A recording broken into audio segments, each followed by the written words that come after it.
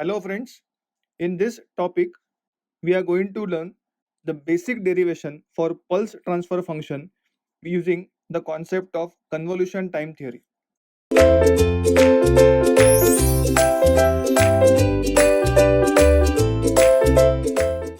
Now let us start the derivation for pulse transfer function. Now what is to be done and what is given to us, let us first try to understand this point. We are given with a discrete time signal in time domain, that is I am having an input called as u of k. It is given to a signal or a block called as g of k, and the output of this is going to be y of k. Now this is in the time domain. All of you please make a note that this point is in the time domain. So u of q given to g of k and output is what? Y of k. So I can say y of k is nothing but it is actually a convolution of u of k getting convolved with what? With what? G of k, like this. Now what is expected from this? I should have a output. The block remains the same. Instead of u of k, I am going to have u of z. Instead of g of k, I am going to have g of z, and y of k, I'll have y of z. So in short, the g of z is a product of y of z upon u of z. So this is the outcome or the derivation of the z transform which we are going to learn now. Let us start.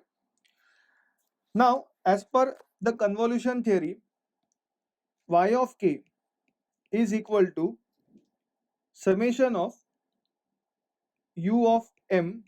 Now, as per the convolution theory, I can say y of k is equal to u of k getting convolved with g of k. Okay.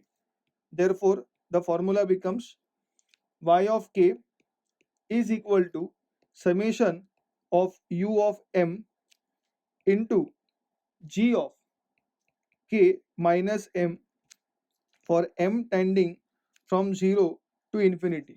It's a causal time signal, so I've taken m tending from 0 to infinity. Let us mark it as expression number A. Now what is a Z transform for y of k? Z transform for y of k becomes equal to what? Y of z. Can we write the formula? Yes. That is y of z is equal to summation of what? Of y of k for what condition? K tending from 0 to infinity into z raised to minus k. Let us mark it as what? Formula number B. Now what am I going to do?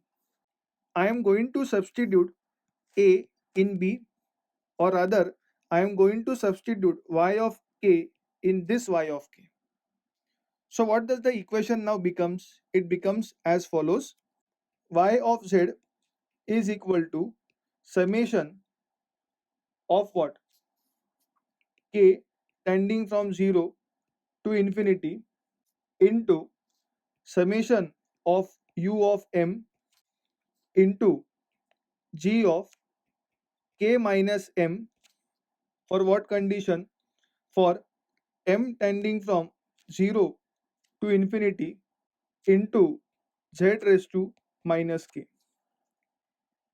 Now for this particular section, I am going to use time shifting property of Z transform. Time shifting property. So as per the time shifting property, the equation becomes summation of k tending from 0 to infinity into summation of m tending from 0 to infinity u of m into what now? Into g of k into z raised to minus m into z raised to minus k. Please make this note. This is the time shifting property of Z transform. Now what am I going to do? I'm going to arrange these expressions in the proper format, like that is equal to summation of k tending from 0 to infinity. So all k terms together, that is g of k into z raised to minus k into summation of m tending from 0 to infinity u of m into z raised to minus m. Now, what is the meaning of the first expression and what is the meaning of the second expression? This first meaning is nothing but g of z, and the second meaning is nothing but u of z. So now the expression becomes y of z is equal to u of z into g of z. Putting it in the proper way, I'll get gz is equal to y of z upon u of z.